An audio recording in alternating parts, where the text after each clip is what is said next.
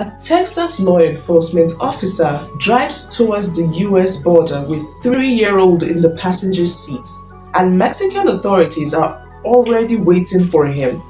What started as a custody argument in Saltillo ends with 3 people dead, 1 critically hurt, and a former Bexar County deputy constable sitting in a Mexican prison.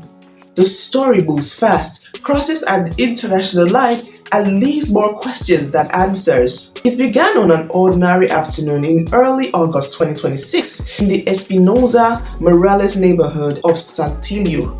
A 35-year-old American named Chad Eberle shows up at a family house. He's an Army veteran, a man who had worn a badge in several Texas agencies, and right now he wants one thing: to live with his young son.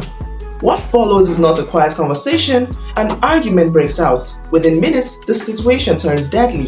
3 people inside the house lose their lives. The boy's mother is left fighting for hers, and Eberle is already on the move. Child in the vehicle heading north. Here's the part that makes people stop scrolling. This wasn't some random tourist. This was a man who had worked as a Bexar County prison's 2 deputy stable, served with Northside ISD police, and was still listed as a reserve officer in a small central Texas town. How does someone with that kind of background end up in this position hundreds of miles south of the border? Mexican investigators say Eberle arrived at the residence specifically to take the 3-year-old child. Family members pushed back and tempers rose. Then shots were fired. Victims were the boy's grandmother, the mother's sister, and another adult living in the home. The child's mother sustained a serious head injury and remains in critical condition.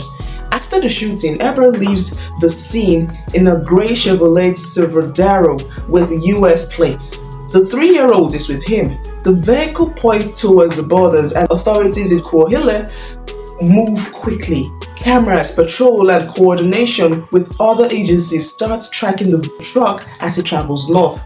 By evening, the path is clear. Piedras, the Mexican city sitting directly across the Eagle Pass, Texas. At International Bridge 2, the same bridge thousands of people cross every day for work and shopping, officers are waiting. Eberle is stopped before he even enters the US. The child is unarmed. The man who once carried a badge in Bexar County is now in handcuffs on Mexican soil. He's transferred to the Saltillo Men's Penitentiary. Prosecutors charge him with femicide and aggravated homicide under Mexican law. The 3-year-old is placed under the care of the state's Child Protection Agency. Officials confirm they are in contact with the U.S. Consular Office as the case moves forward. Meanwhile, back in Texas, details about Eberle's career start circulating. He held positions at multiple departments across the state over several years. At the time of the incident, he was an unpaid reserve officer in Santa Ana, on personal leave, working only occasionally. The city has confirmed limited contact and is cooperating with the investigation through the proper channels. One detail keeps drawing attention. Reports mention a restraining order in the US that restricted contact with the child and limited firearm access.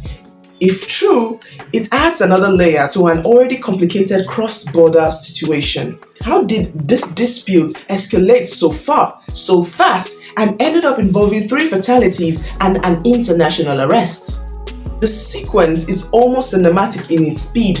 Afternoon confrontation in Saltillo, evening flight towards the border. Nighttime stop at the bridge, overnight transfer to a prison facility. By the next day, the story is already bouncing between Mexican news outlets and Texas stations. Now don't forget to like and subscribe, and I will see you on the next one.